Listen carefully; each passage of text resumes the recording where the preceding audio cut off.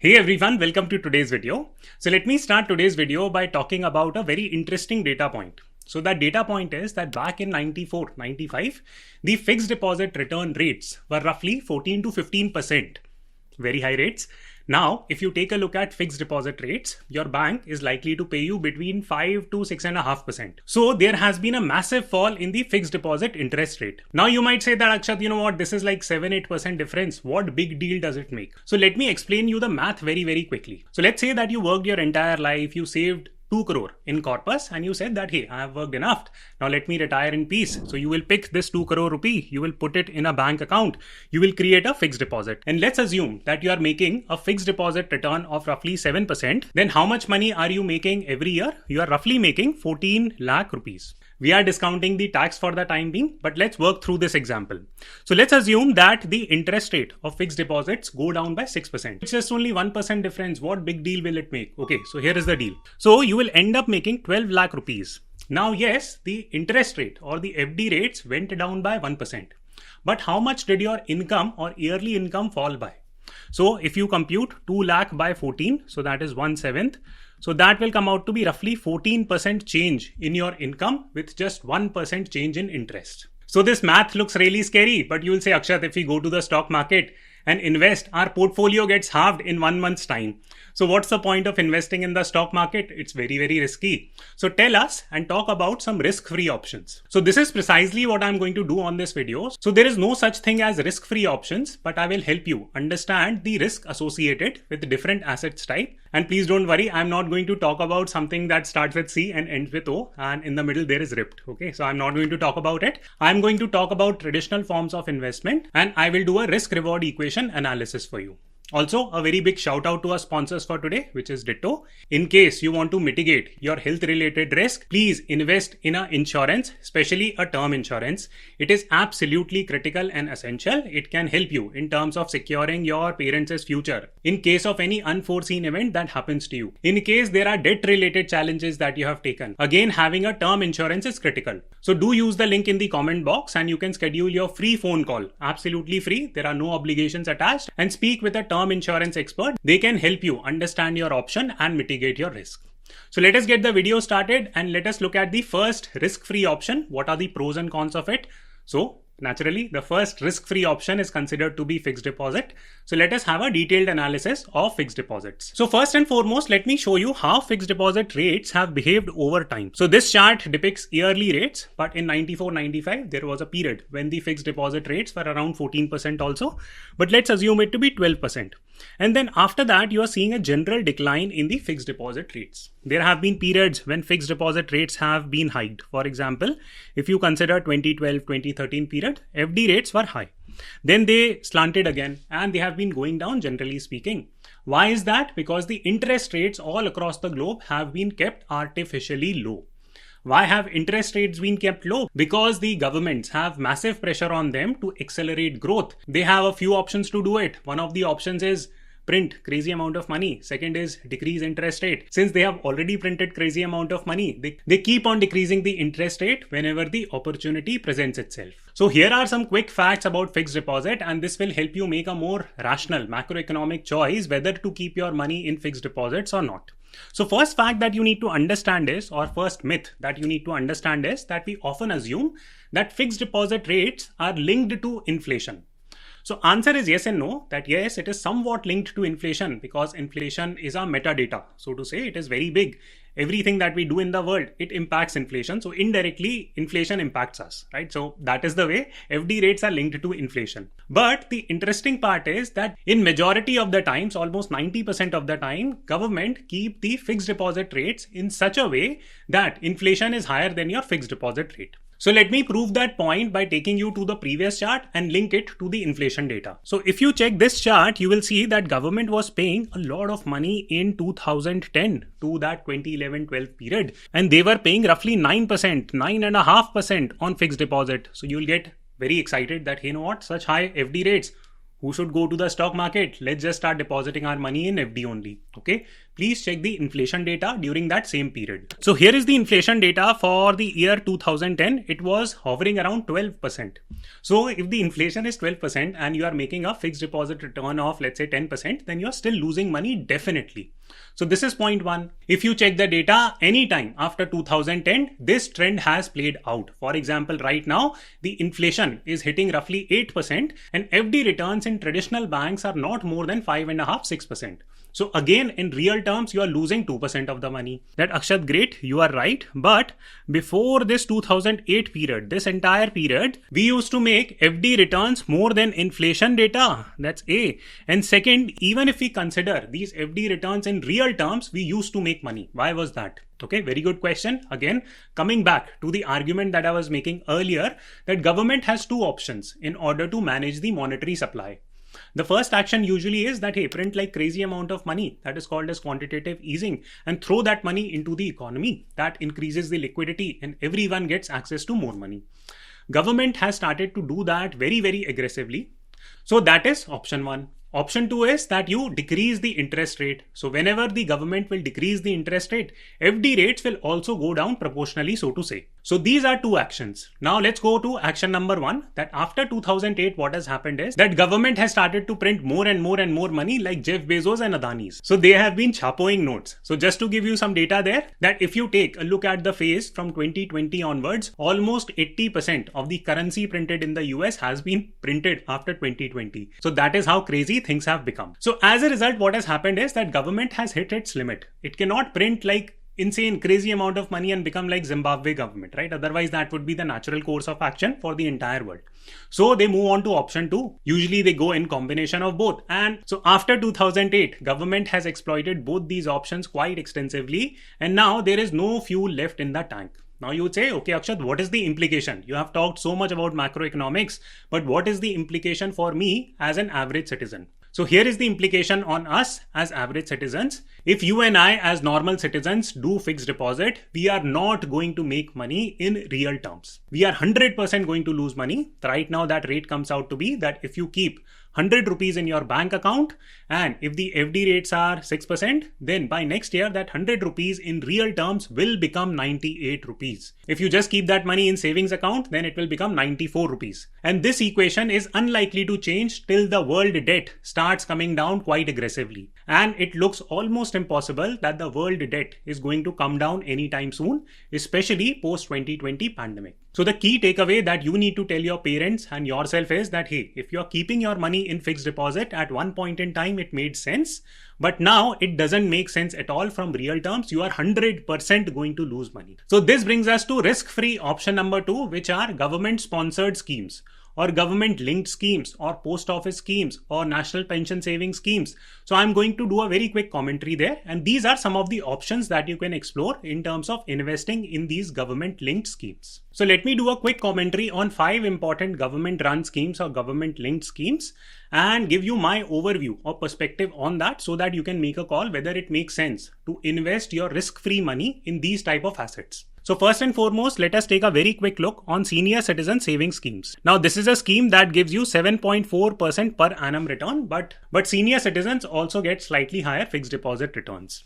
Now, is this a good scheme? I would say yes, that if you're a senior citizen, you should definitely explore because the rate of interest here is at least equivalent or almost equal to inflation. So at least you're not losing money. So definitely go and explore this option. This is a decent option for you to explore. It's a government scheme. The chances of you losing money is very, very less. And according to me, this is a wonderful scheme. At least it is inflation adjusted.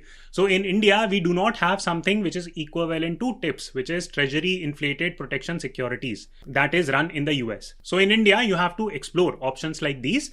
And if you can advise your parents that, hey, this is a decent scheme, go and invest in it. It is somewhat okay. Is it 100% risk-free? No. So if you want that your money does not go down, at least in terms of inflation, then this is the decent scheme to consider. So the second scheme is called as Pradhan Mantri Vyay Vandana Yojana. And this is again very, very similar. It's run by LIC. That is the only difference. And again, it's a safe scheme. Now, please don't talk about LIC IPO in the comment section. I'll make a separate video on that. Did I invest? No, I did not invest. But just to give you a quick summary there, LIC IPO will not become something like Zomato or Paytm. So kindly do not worry about it. So again, back to this scheme. This is a decent scheme. Again, you can ask your parents to invest in it. Why can't you invest? Because this is again applicable only to senior citizens. Now comes the third scheme, which might be relevant for slightly younger audiences. This might be true for people around 25, 26 all the way to 40, 45. And this is relevant for people who have a daughter. So if you have a daughter, you can invest certain amount of money on behalf of her name. When she becomes around 21, she will be able to withdraw and get access to that portfolio. Now, what is the downside of this scheme? A couple of downsides.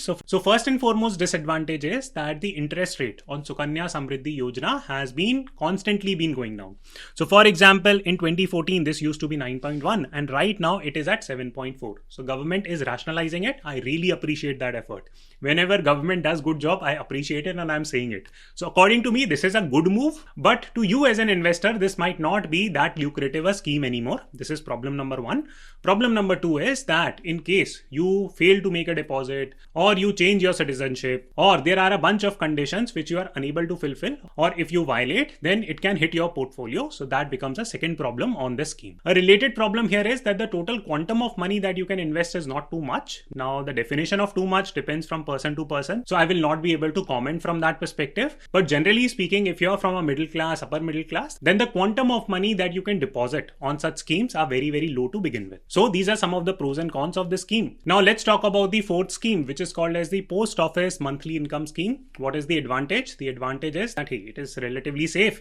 You get roughly 6.6% interest, which is a weakness actually, that if you're just making 6.6%, then, FD as a senior citizen, you might make like 6.5. So hardly any difference there. And again, the quantum of money that you can deposit, again, that is not too high. You can only deposit roughly 4.5 lakh rupees as an individual account holder or 9 lakh rupees as a joint account holder. So again, the quantum of money here is not too much, but the definition of too much differs from person to person. So if this scheme makes sense to you, invest, but the interest rate on this scheme is not good enough for you to get into all this jhanjat. Now comes the next scheme, which is National Pension Saving System. And here what happens is, or at least in government officers' case, what happens is that a certain part of their salary goes into National Pension Saving System. And this money gets invested into a series of different mutual funds, which are typically considered to be low risk mutual funds. So these give you market linked returns. There is not much difference from you directly making mutual fund investments vis-a-vis government taking a part of your salary and then investing that money through mutual fund and giving you a lump sum payout at the time of retirement. Would I advise that you do that deliberately? I would not say that you would be doing it, because that way you will have less control over where your money is going. If you have an option to back out of the scheme and invest in mutual funds directly through your own, please do that. That is much better. So in summary, these government linked schemes sound good, but the rate of interest that you are making, they are again hardly beating the inflation rate. If you are a senior citizen, then you are at most meeting that inflation. And if you're not a senior citizen, then in majority of these schemes, you're not beating the market. That is the precise problem. So then it's a very depressing situation. All of you will get sad and say that, hey, you know what? We are looking for a low risk option. FD is gone. Government schemes, mostly no. So where is it we should be investing our money? So you should be investing in Nifty funds or Nifty 50 or Sensex, these index driven funds. That is a very simple way of investing also. Plus, they give you much higher returns compared to fixed deposit. Is the risk high? The answer unfortunately is yes, that yes, risk is high. But given the risk reward equation, investing in index fund might make a lot of sense. So let me elaborate that story by talking about three specific graphics. So first and foremost, take a look at this particular chart. So what you will see is that in the last 25 years, Nifty has given a CAGR of roughly 19%. So you'll get super excited, 19% return. Okay, why? Because they have picked some random point here and showed you the peak here and they have calculated the CAGR. So the correct CAGR of the last 20 years, sensibly speaking, comes out to be roughly 12%. Making 12% return is not bad. And you have already seen that right now, if the inflation is 7-8%, and even if you are making 12% returns only, then also at least you're not losing your money and you are gaining some sensible return from it. So this is the first key point, that the potential to make return is sensible and the risk is comparatively lower. So let me explain that why also. So this is a very powerful chart and this shows the meta study for the last 25 years. And what you will notice is that for 6 years, the market has fallen by more than 10%. So there has been more than 10% decline. It looks like that 2022 is one such year. So if you are sitting on a loss of 10% on your portfolio, let's say that you started out investing 1 year ago and you invested 100 rupees in Nifty 50 and now you are sitting at 90 rupees, please do not worry. Such a thing has happened in the past. So this is one. Second key thing, what you will notice is that the market has given more than 20% returns 10 times, right? So when market runs up, it runs up quite aggressively for a certain number of years. It also falls down quite aggressively. But the important point to note is that if you undertake this computation, how many positive numbers do you get? So 10 plus 4 plus 4, 18. So 18 out of 25 years have been positive years for Nifty, when Nifty has given 0 or positive gains. So the probability of you winning is very high in the market. But yes, it comes with the cost of volatility.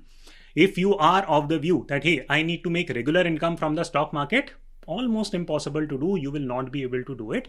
There will be years when your portfolio might actually take a hit and it will go down and you will start panicking. You will sell it off at a loss and then you will not be able to benefit from it. Please look at the math. You don't need to trust me. You don't need to trust anyone else. Just look at the math and ask if the mathematics makes sense. If math makes sense, then trust it and start investing. You will see results. There is no reason why you will not be seeing results. So just to reinstill your faith in Nifty a little bit, let me show you the GDP growth data and the Nifty growth data. So here is the chart for GDP, and if you take a look at it, you will see that, hey, it has gone up like this, which is very, very impressive. Now, if you do a similar study on Nifty from 2008 onwards, again, you will see a very similar pattern forming. Why am I telling you this? Because there is a strong correlation. I'm not saying perfect correlation, but a strong correlation between the growth of a nation's GDP and its stock market. Is the correlation 1-to-1? So 1-to-1 correlation means that, hey, if GDP goes up by 100 rupees, then stock market will also go up by 100 rupees. No, there is no perfect correlation, but the correlation is very, very strong. So if you don't understand much and if you are perplexed about the stock market,